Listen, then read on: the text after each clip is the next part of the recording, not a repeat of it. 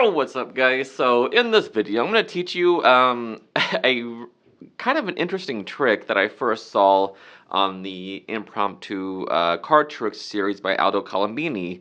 Now, this trick fooled me badly when I first saw it, and it's called the Great Thirstein.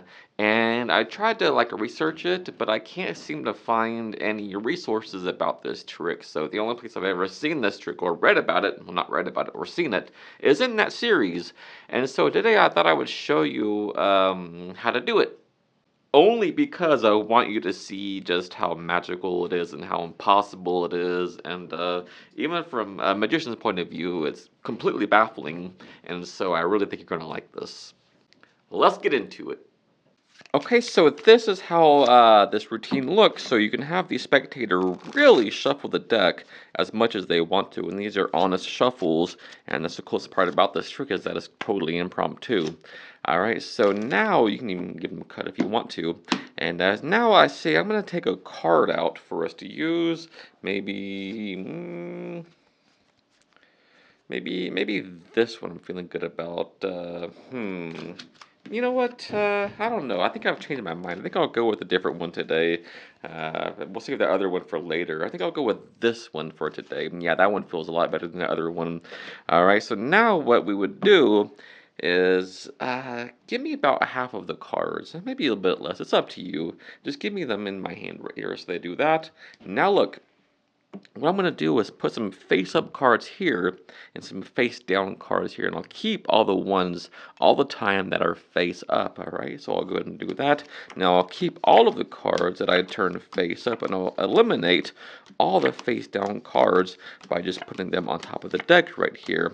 And had you cut any cards less, any cards more, one card less, one card more, this would have been totally different. And keep in mind, you shuffled the deck, so there's no way I could have really known what cards you would cut to and how this would end up, but I'm going by my gut instinct for this today. So like I said, I'll keep all the ones that are face up and keep all the ones that are face down until there's one card left. In this case, we have the 7 of diamonds. For some reason, I kind of had a feeling you would go for a red 7. Now, I don't have another 7 of diamonds in the deck, but I do have another form of a red 7, in this case, the 7 of hearts. Okay, so here is how you do this. The truth is, the deck can't really be shuffled. It works automatically. And the only thing you have to do is get a card to the 16th position, and that'll be, that's just how it works. Alright, so you can either present this as a prediction trick, how I just did with the two mates there, or you can have a card selected and controlled to number 16 and find their card that way. Either way works. I tend to prefer prediction tricks, so this is more up my alley. So to get the card at number 16 secretly, this is what you do. So you have them shuffle the deck, and you have them cut the deck. And the reason why I have them cut the deck is because sometimes if they shuffle or whatever, sometimes they can kind of maybe see the bottom card, and the bottom card for you is going to be controlled to number 16. So if they see that beforehand, it'll be kind of weird, right? So by getting them to cut before you look at it, there's no way they can look at that bottom card when they cut like that. So what you do is you take the deck and have the faces toward yourself. And so when you see the bottom card, in this case a black 7, your prediction card will be the other black 7, or the mate to the this bottom card. So what you do is you just, from the face, count 16 cards, okay? So you do that with, my favorite thing to do in this case is Alex Elmsley's spread count, okay? So it's always 3, 2, 2, 3, and so that gives you 10. So 3, 2, 2, 3, that gives you 10 cards, and since you need 16, just go 2, 4, 6, all right? So 3, 2, 2, 3, and you're doing this kind of, it makes sense because you're trying to look for something, trying to look for a card. So if it looks like you're counting, it just looks like you're concentrating, right? So nothing will seem weird about that. All right, so you go 3, 2, 2, 3, 2, 4, 6, and then when you get 16 cards here, you put this card down and you put these on the back, and that puts that 7 of clubs at number 16, and you say, wait, I don't know about that, and it's appear to change your mind. Say, I think I'll go for a different one this time. And look at that. You can repeat it. And then you go for a different one this time, and then you look for the mate to that bottom card. And then you put that down. Yeah, I think that one feels better. We'll save the other one for later. And then you just put it down. I like to say that we'll save the other one for later. And this whole thing, it doesn't seem weird. It just looks like you're really trying to focus on the card to use. And this is just how you're doing it. I mean, changing your mind is a normal thing to do. So don't be scared about that. So, what do you do if you start spreading your 16 cards over and you notice that there's already a mate of the bottom card among these 16 cards there? So, what do you do? Well, it's very simple. Don't panic, first of all. Just in this case, do 17 cards. Do a 17 card pushover. Alright, so I'm spreading there. I see 3, 2, 2, 3. I've already noticed the other red 2 there. So I just do 17. I go 2, 4, 6, and then just one more for 17. And I do the same thing. I put that card there as if it's going to be the right card, and then I put these back on top there. Now, since this is 17 from top, I'll just take out the other mate that was among these 16 cards in the changing my mind gesture thing, right? So I'll put these back. Say, wait, I changed my mind. I'll put this back, and we'll use a different card, and we'll use the other one for later. There was another one that I felt better about. Where'd it go? There it is, right there. Yeah, I think I feel better about this card.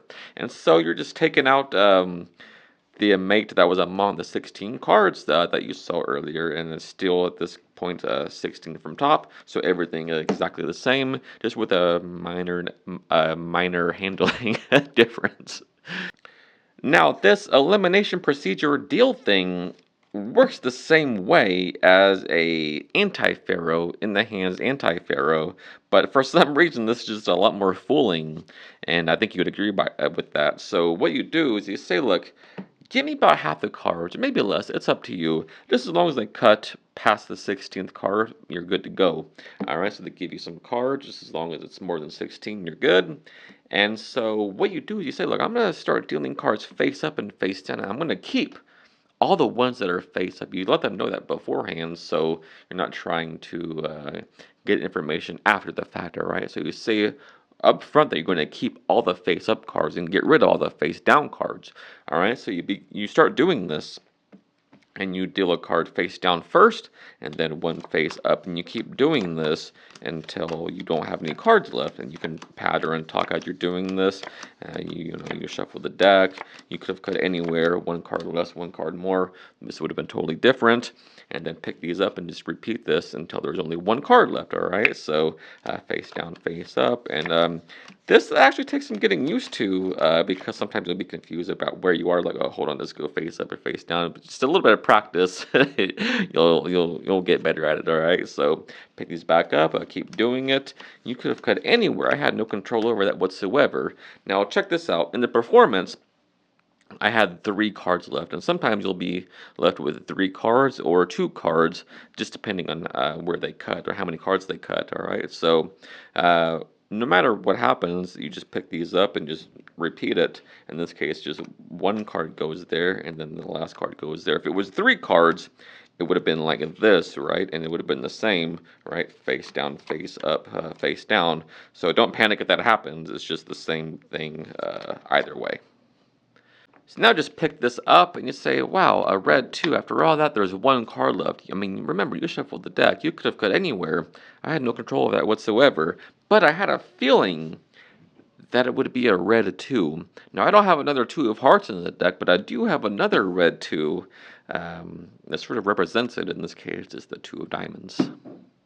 And that, I think, is a pretty good trick. I mean, for all intents and purposes, you just predicted the future under impossible circumstances because, I mean, think about it. They shuffled the deck, and they cut anywhere. And I mean, how could you control any of that? And the fact that you went through and took out a card means nothing to them. So don't be worried about telegraphing the method when you do that. All you're doing is taking a card out of the deck. But that's the whole secret of the trick, is putting that card at number 16, and after you do that, the trick works by itself, and make the most of it, Put your own spin on it, presentation-wise, and it's a real fooler, I think. So have fun with it. Alright guys, so as always, thank you so much for taking the time out of your day to watch this video. It truly does mean the world to me. And so if you learned something new and if you got value from this video, do me a huge favor and hit that like button and sub to the channel. Until next time, happy practicing. I love you guys.